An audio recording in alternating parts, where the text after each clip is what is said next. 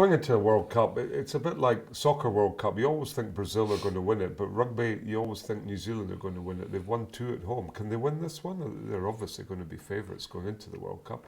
Are they going to return to New Zealand with it? I think their ability and depth in terms of their attack philosophy, they're exciting to watch. And I can't see beyond New Zealand. Hopefully it will be a Northern Hemisphere, Southern Hemisphere final. Hopefully with my England hat on, they will get through to the final. It'll be great to have a final at Twickenham with a host, but I can't see beyond New Zealand. It's interesting, isn't it? I mean, you know, when they play the most flamboyant rugby, Jiffy, don't they? And when they're on fire, they score tries that are just unbelievable. But then they get into a dogfight, and France are capable of giving them an absolute dogfight. Then you see their vulnerability, I think, don't you? I think if you watch them play, I think the pressure of World Cups have really got to them in previous World Cups, and now they've won the last one. Maybe kind of the monkey's off their back a little bit, so you know the pressure's on them, but they've won.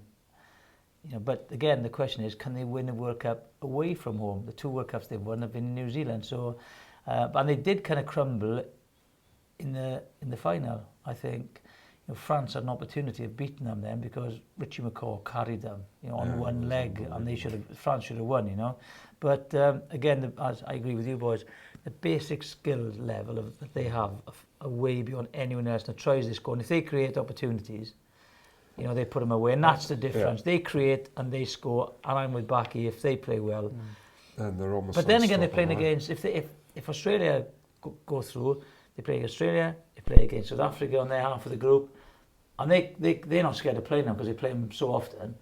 So then it's it comes down to okay. So it's in the balance. They're going to be favourites, but it's in the balance. We've got to go New Zealand. We've all played in World Cups, going back to the very first one, and it's fantastic for young players to go there. And every 4 years, the World Cup just gets bigger and bigger. What would your advice be to any player that's playing the first one, this one? Well, the simple answer is continue to do what got you there.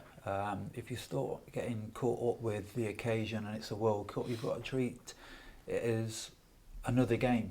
And that's easier said than done. Well, it is, especially for the English players, isn't it? It is. There's going to be a lot of pressure, and they have been vulnerable and showed a bit of inexperience both on and off the field. That needs to be capped. My advice would be simply, when you cross the paint, it's another game of rugby. Just because it's in the World Cup doesn't mean it's any more special than any other. Yeah. I think there's some sides go in there to win it, some sides go in there to get out to the quarterfinals, out to their group stage, and then some sides go in there just to participate. Yeah. And I think you've just got to enjoy it. Okay, guys, when all is said and done, like New Zealand are going in as tournament favourites, England have this massive home advantage. Who are you picking? New Zealand. Hacky?